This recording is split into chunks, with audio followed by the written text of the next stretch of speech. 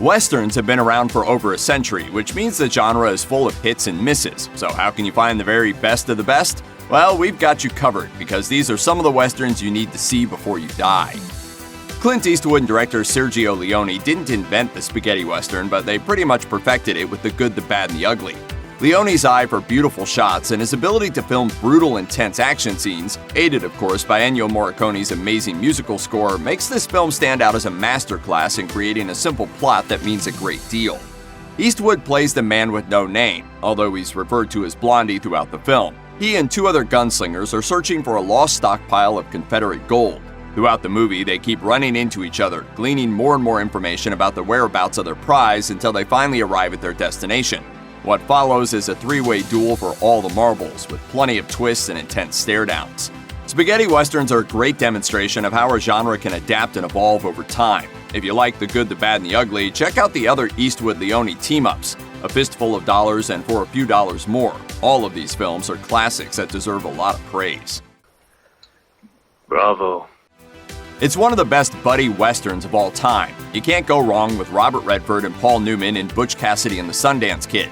It's a movie where, almost from the get-go, you can tell that disaster is inevitable for our leading men.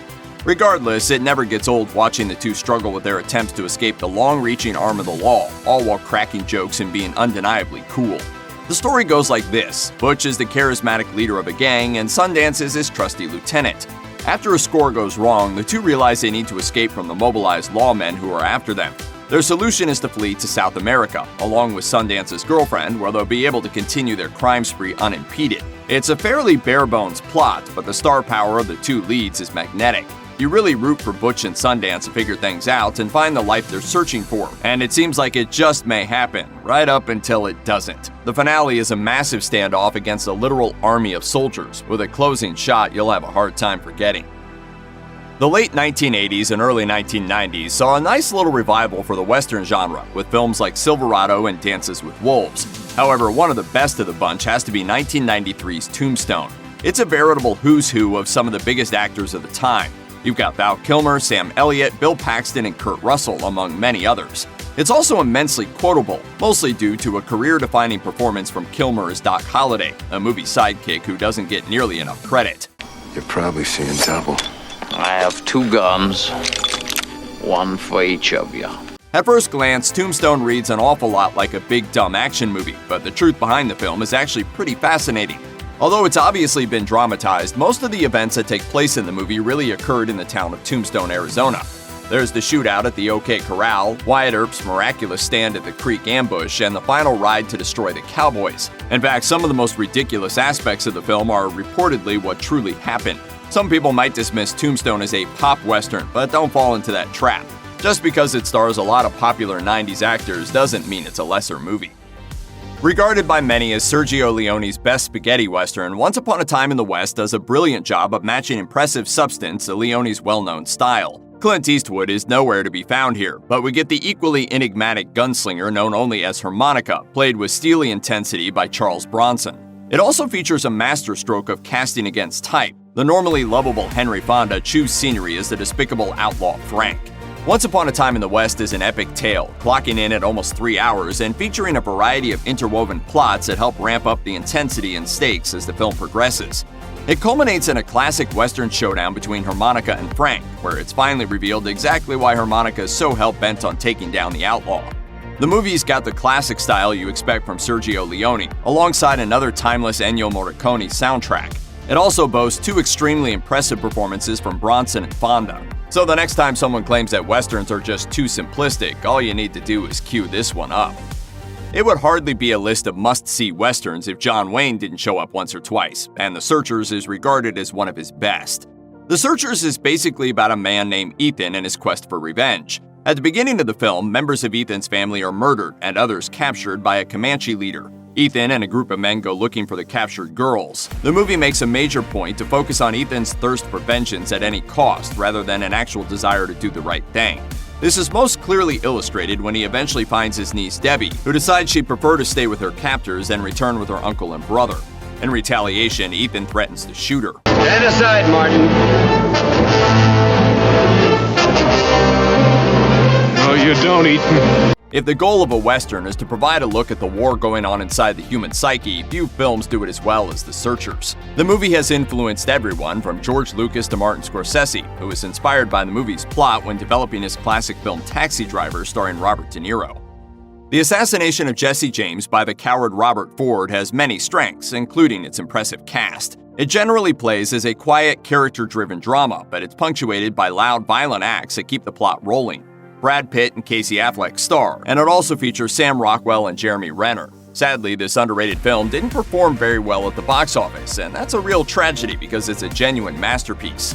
The film is based on a novel by Ron Hansen, and it follows James's gang and the events that eventually lead up to his killing. As the members of his gang start to grow distrustful and stab one another in the back, Jesse keeps searching for men he can trust and puts his faith in the wrong person. One of the best aspects of the film is how the aftermath of James's death is handled.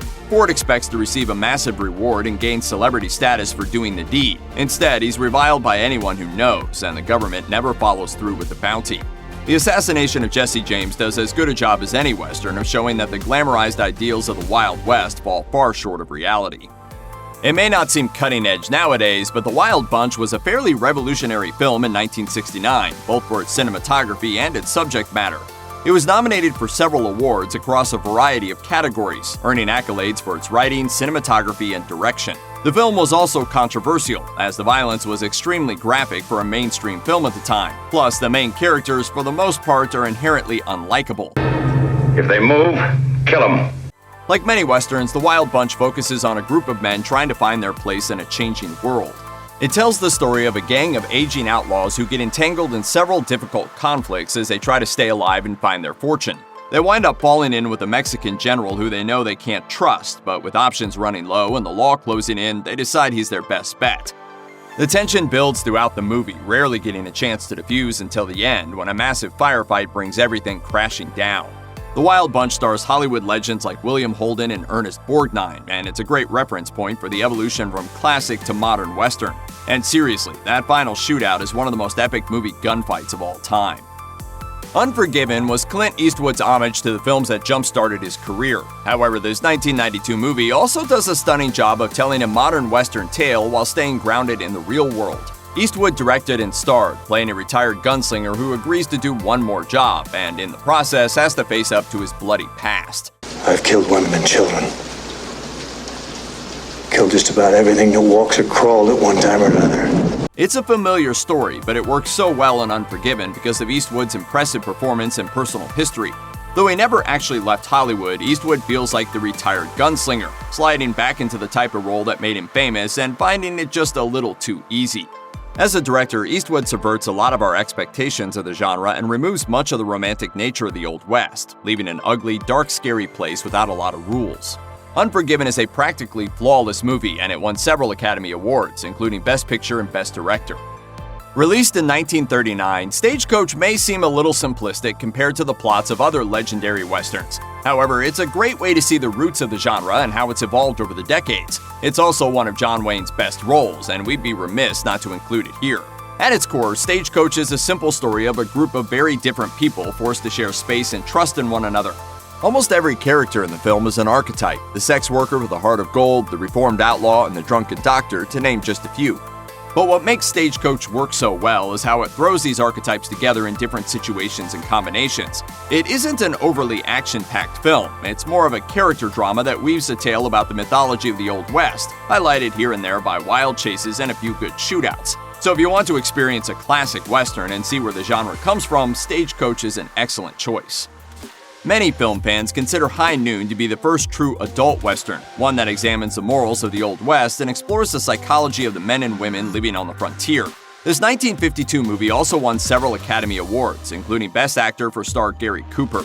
As for the film itself, it's a tense, pared-down Western that explores the nature of duty and morality, all through one man's desperate attempts to stay alive. High Noon stars Cooper as Marshal Will Kane, a man who's getting married and is about to retire. But right as he's preparing to set out for a new life, he learns that an outlaw he put behind bars has been released and is coming to town to exact revenge. His new wife, played by Grace Kelly, tries to get him to leave, but he refuses to run. Instead, Kane tries to round up a group of men to help him fight. Unfortunately, he slowly learns that the town has turned against him, too cowardly to help and fearful that they'll only get themselves killed in the process. So Caine decides to make a solitary final stand at high noon when his nemesis comes into town. Compared to modern westerns, High Noon may seem a bit slow, but it features some powerful and famous scenes, like an iconic crane shot showing how alone Caine really is. Whether you're a fan of westerns or not, this is a thoughtful and suspenseful film that everyone should see. Check out one of our newest videos right here. Plus, even more Looper videos about your favorite movie genres are coming soon. Subscribe to our YouTube channel and hit the bell so you don't miss a single one.